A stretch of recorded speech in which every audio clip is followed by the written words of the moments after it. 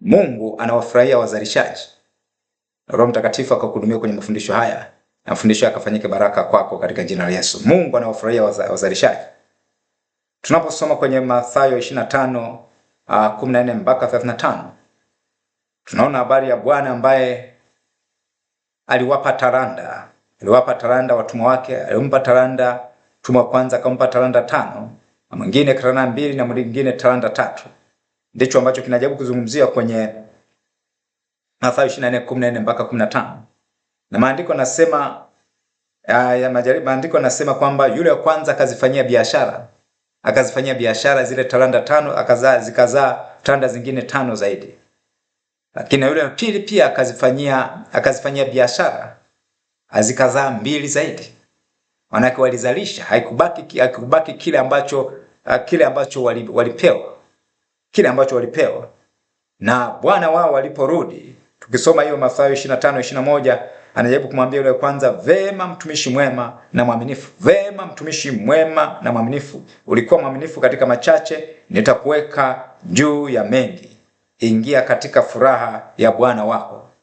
Kwa wale waliozalisha kile walichokuwa wamepewa, Mungu aliwaambia kwamba vema mtumishi mwema na mwaminifu. Ulikuwa mwaminifu katika machache, basi nitakuweka juu ya mengi. Ingia katika furaha ya Bwana wako. Kwa kutoka kwenye mfano huu wa Yesu aliyokuwa anautolea, tunajaribu kupata picha ya Mungu, kwamba Mungu anataka chochote ulicho nacho ukizalishe.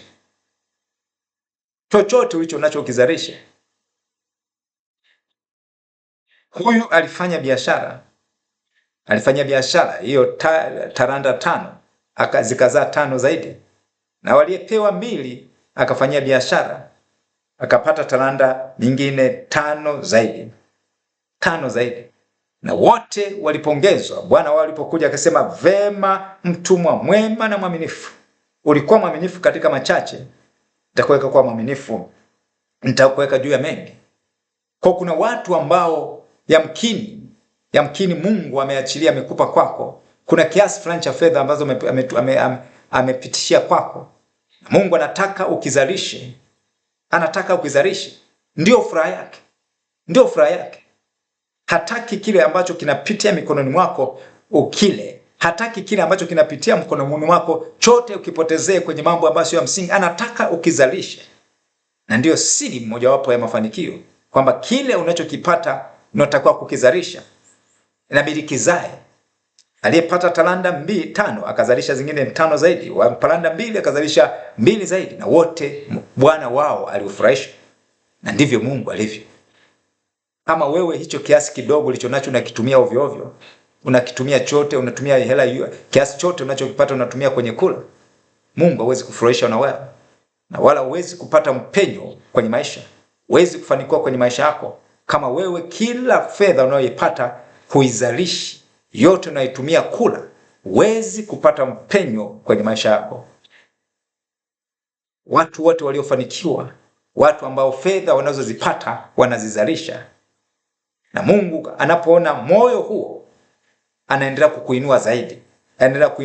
Ndio anamwambia huyu aliyezalisha talanta 5 zaidi, kwamba ulikuwa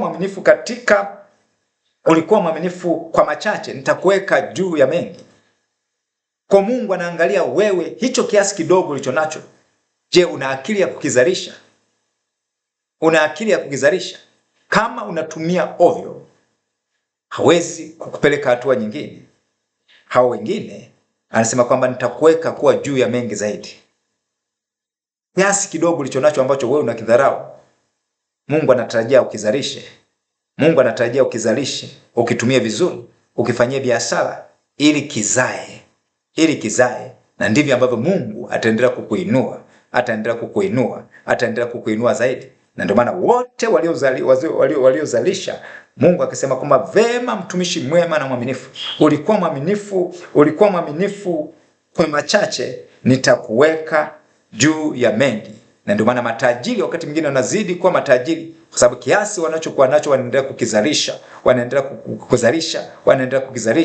na wanaendelea kuinuliwa zaidi. Lakini watu ambao wako level fulani ya chini, kile kidogo wanachokipata wanadharau, kwa wanatumia kula tu. Hawazalishi. Wanasubiri wapate hela nyingi. Mungu anataka kupima kuanzia kwenye kidogo hicho ulichonacho. Mungu anataka ukizalisha ili kizae. Kuna watu ambao wamefanikiwa sasa, lakini ukiuliza jinsi walivyoanza, watakwambia inawezekana walianza na genge. Walianza na biashara ndogo sana, lakini walikuwa waaminifu katika kuizalisha, na sasa ni watu wakubwa. Yamkini wana supermarket, lakini wakuanzia hapo walianzia mahali pa chini. Walikuwa waaminifu katika kile kidogo ambacho Mungu aliwabariki, kile kidogo ambacho Mungu alipitishia mikononi mwao, walikizalisha, na sasa wana mitaji mikubwa. Lakini hawakuanzia hapo, walianzia mahali pa chini. Mungu anawafurahia wazalishaji. Walaji wote hawezi kufanikiwa kwenye maisha yao. Wale wote ambao hela yote wanayoipata, hela yote ambayo Mungu anaipitisha mikononi mwao, yote wanaitumia kula, hawaizalishi, hawezi kufanikiwa kwenye maisha yao. Mungu anatamani hicho kidogo ulichonacho kizalishe.